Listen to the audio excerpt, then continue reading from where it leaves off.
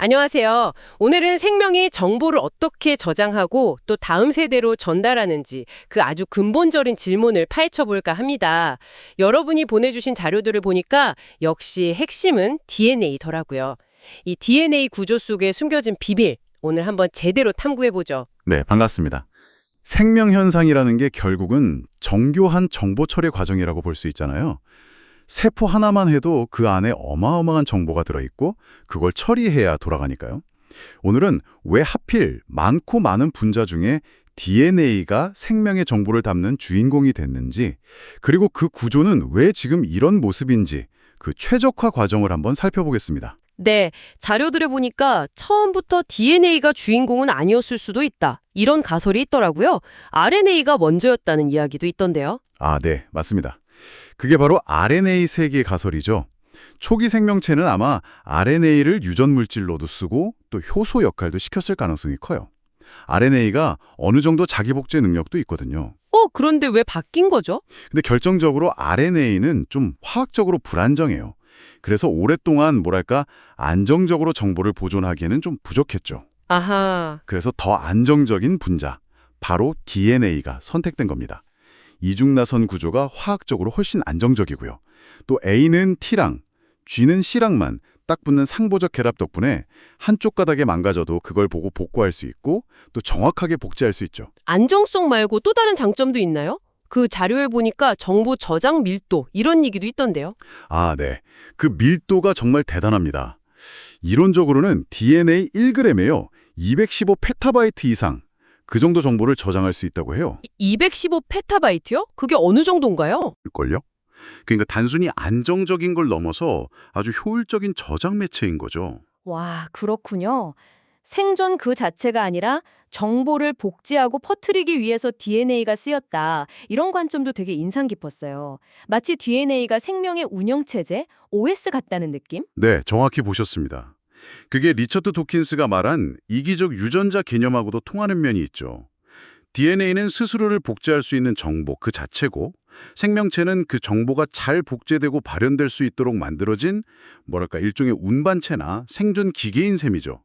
안정성, 효율성, 복제 정확도까지 다 갖춘 최적의 시스템이에요. 네, 안정성 문제는 해결됐고, 그럼 이제 정보를 어떻게 효율적으로 기록할 것인가? 이게 문제였겠네요.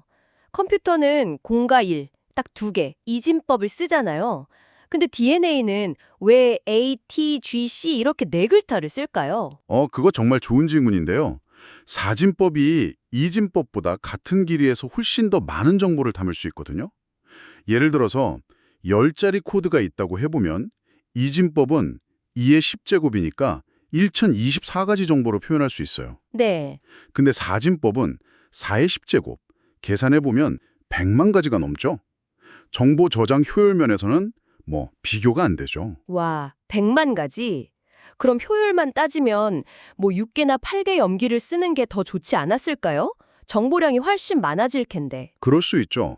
정보량 자체는 늘어나겠지만 근데 이게 복제 과정의 복잡성하고 또 오류 가능성도 같이 커져요. 아, 오류요? 네. 염기 종류가 많아지면 복제 효소가 그걸 하나하나 정확하게 인식해서 올바른 짝을 찾아 붙이는 게 훨씬 더 어려워지거든요. 너무 많아도 탈이군요. 그렇죠.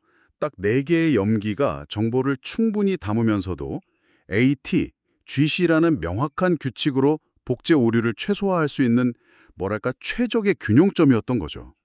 특히 GC쌍은 수소 결합이 3개라서 AT쌍 2개보다 더 안정적이기도 하고요. 아, 화학적으로도 혹시 이 네 가지 염기가 특별한 이유가 있었을까요? 초기 지구 환경이라던가? 네, 그것도 중요합니다.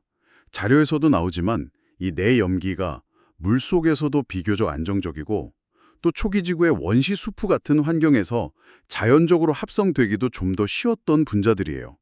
그러니까 수많은 후보 분자들 중에서 안정성, 효율성, 또 상보적 결합 규칙, 이 모든 조건을 만족하는 최적의 조합이 수십억 년에 걸쳐서 자연 선택된 결과라고 볼 수 있는 거죠. 네. 최근에 연구자들이 인공적으로 염기를 추가해서 6개 염기, X, Y 추가, DNA를 만들려는 시도도 있었거든요. 근데 복제 효율도 떨어지고 불안정하고 또 기존 세포 시스템하고 잘 안 맞고 문제가 많았다고 해요. 이게 역설적으로 자연의 사염기 시스템이 얼마나 잘 만들어졌는지를 보여주는 거죠. 그렇군요. 자연의 선택이 정말 정교했네요.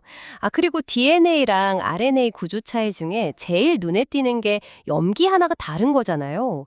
DNA는 티민, T를 쓰고 RNA는 우라실, U를 쓰는데 이것도 이유가 있겠죠. 네, 아주 중요한 차이점입니다. T하고 U는 화학 구조를 보면 메틸기 CH3 하나 차이거든요. 정말 작은 차이인데 이게 정보의 정확성을 지키는 데는 결정적인 역할을 해요. 무슨 얘기냐면 DNA 염기 중에 사이토신 있잖아요. 이게 자연적으로 화학 반응을 일으켜서 우라실로 변할 수가 있어요. 네, C가 U로요? 네, 이게 꽤 흔하게 일어나는 DNA 손상 중 하나예요.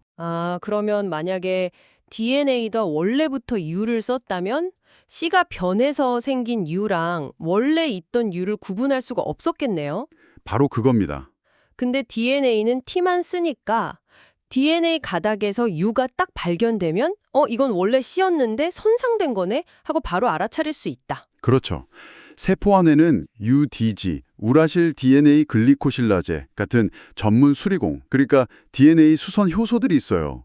얘네들이 DNA에 잘못 들어온 U를 즉시 제거하고 원래대로 올바른 C로 고쳐줍니다. 와, 대단한 안전장치네요. 정보 원본을 지키기 위한 핵심 장치죠. 반면에 RNA는 어차피 DNA 정보를 잠깐 전달하는 임시사본, 메신저 역할이잖아요. 금방 만들어졌다가 금방 분해될 분자인데 굳이 에너지 더 들여서 안정적인 T를 만들 필요가 없는 거죠. 효율성이군요. 네, U는 T보다 구조도 단순하고 만들기도 쉬우니까 신속성이 중요한 RNA한테는 오히려 U가 더 적합했던 거예요.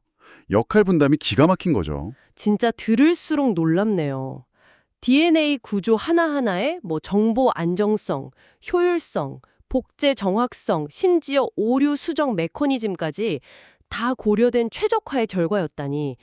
생명이 정보를 담는 그릇이라면 DNA는 정말 그 정보의 시작이면서 가장 정교하게 쓰인 첫 문장이었다 이런 생각이 드네요. 맞습니다.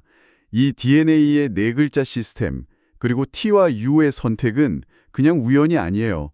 수십억 년 동안 검증되고 다듬어진 자연의 정밀한 설계인 거죠. 그리고 우리는 이제 이 생명의 언어를 읽고 심지어 편집까지 할 수 있는 시대에 살고 있습니다. 그래서 여기서 한 걸음 더 나아가서 이런 질문을 던져볼 수 있을 것 같아요. 우리는 이렇게 생명의 정보를 해독하고 이해하게 됐는데 그렇다면 우리는 앞으로 어떤 정보를 우리 후손의 DNA에 혹은 우리가 새롭게 만들어낼 정보 시스템에 남겨야 할까요? 이 질문을 한번 여러분 스스로 굽씹어 보시는 것도 굉장히 의미 있는 탐구가 될 거라고 생각합니다.